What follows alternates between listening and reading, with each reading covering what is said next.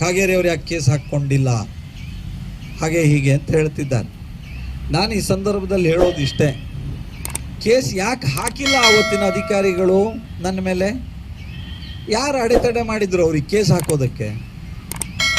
ನಾನು ಕಾನೂನು ಬಾಹಿರವಾದ ಯಾವುದಾದ್ರೂ ಚಟುವಟಿಕೆ ಮಾಡಿದ್ದಿದ್ರೆ ಕೇಸ್ ಹಾಕ್ತಿದ್ರು ಅವರು. ನಾನು ನ್ಯಾಯಬದ್ಧವಾದ ಪ್ರಜಾಸತ್ತಾತ್ಮಕವಾದ ಹೋರಾಟದ ಹಾದಿಯಲ್ಲೇ ನನ್ನ ಪ್ರತಿಭಟನೆಯನ್ನು ನಾನು ಮಾಡಿದ್ರಿಂದಾಗಿ ನನ್ನನ್ನು ಬಂಧಿಸಿ ಬಿಟ್ಟರು. ಅವರು ನನ್ನನ್ನು ಬಂಧಿಸಿ ಬಿಟ್ಟರು. ನನ್ನ ಮೇಲೆ ಪೊಲಿಟಿಕಲ್ ರಿವೆಂಜ್ ತೆಗೆದುಕೊಳ್ಳುವಷ್ಟರ ಆ ಹೆಜ್ಜೆಯನ್ನು ಆ ಸಂದರ್ಭದಲ್ಲಿ ಇಡೋದಕ್ಕೆ ಧೈರ್ಯ ಇರಲಿಲ್ಲ. ಯಾಕಂದರೆ ನಾನು MLA ಇದ್ದ, ಆಗ ಮಾಜಿ ಮಂತ್ರಿ ಇದ್ದೆ ನಾನು.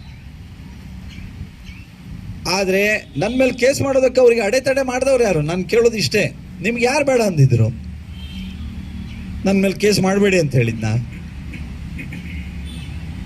ನನ್ನ ಮೇಲೆ ಕೇಸ್ ಮಾಡೋದಕ್ಕೆ ನಿಮಗೆ ಏನೂ ದಾಖಲೆ ಇಲ್ಲದೆ ಹೋದರೆ ನನ್ನ ಮೇಲೆ ಹೇಗೆ ಕೇಸ್ ಮಾಡ್ತೀರಿ ನೀವು? ನಿಮ್ಗೆ ಅದಕ್ಕಾಗಿ ಮಾಡಲಿಕ್ಕಾಗಲಿಲ್ಲ ಅಷ್ಟೇ.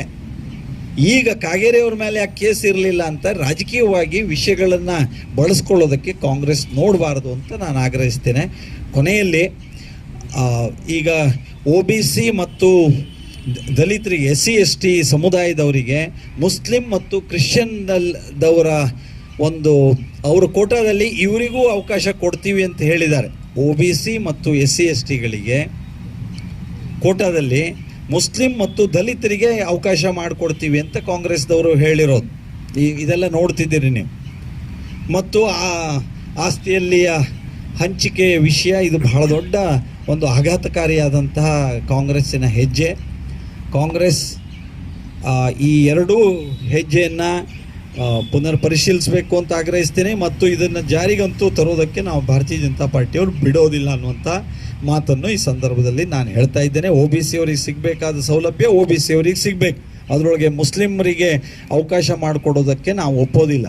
ದಲಿತರಿಗೆ, SC STಗಳಿಗೆ ಸಿಗಬೇಕಾದಂಥ ಮೀಸಲಾತಿ ಸೌಲಭ್ಯಗಳು ಅವ್ರು ಸಿಗಬೇಕು, ಅದಕ್ಕೆ ಕ್ರಿಶ್ಚಿಯನ್ರಿಗೆ ಅದರೊಳನ್ನ ಸೇರಿಸ್ತೀವಿ ಅಂದರೆ ನಾವು ಅದಕ್ಕೆ ಅವಕಾಶ ಕೊಡೋದಿಲ್ಲ ಅನ್ನೋದನ್ನು ಸ್ಪಷ್ಟವಾಗಿ ಈ ಸಂದರ್ಭದಲ್ಲಿ ನಾನು ಹೇಳೋದಕ್ಕೆ ಬಯಸ್ತಾ ಇದ್ದೇನೆ.